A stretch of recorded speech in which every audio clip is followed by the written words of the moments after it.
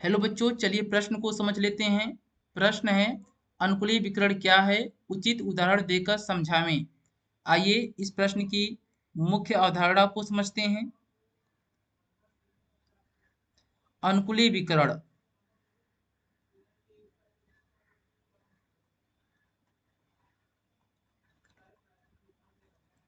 अनुकूली विकर्ण किसे कहते हैं?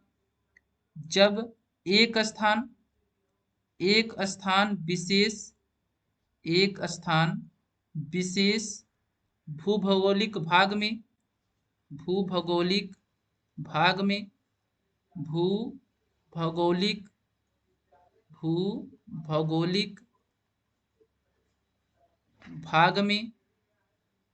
भाग में विभिन्न जातियों की विभिन्न जातियों की विभिन्न जातियों की एक स्थान विशेष भूभौगोलिक भाग में विभिन्न जातियों की विकास की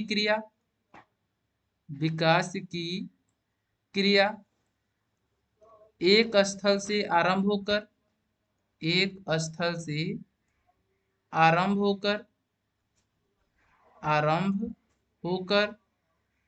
होकर अन्य अन्य भौगोलिक भूभागों तक फैल जाती है।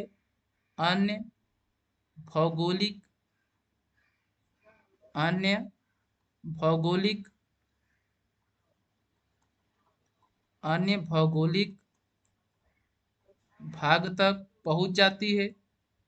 अन्य भौगोलिक भाग तक फैल जाती है तब इस प्रक्रिया को अनुकूली विकर्ण कहते हैं। अनुकूली विकर्ण कहते हैं। आइए उदाहरण से समझ लेते हैं। डार्विन वैज्ञानिक ने बताया था, एक वैज्ञानिक है जिनका नाम है डार्विन। डार्विन वैज्ञानिक ने पक्षियों की चोंच पर अध्ययन करने के बाद बताया था। डार्विन ने पक्षियों की चोंच पर अध्ययन करने के बाद बताया था, ये जो पक्षियों की चोंच में जो अस्थायी विभिन्नता है, ये अनुकूली विकर्ण का उदाहरण है।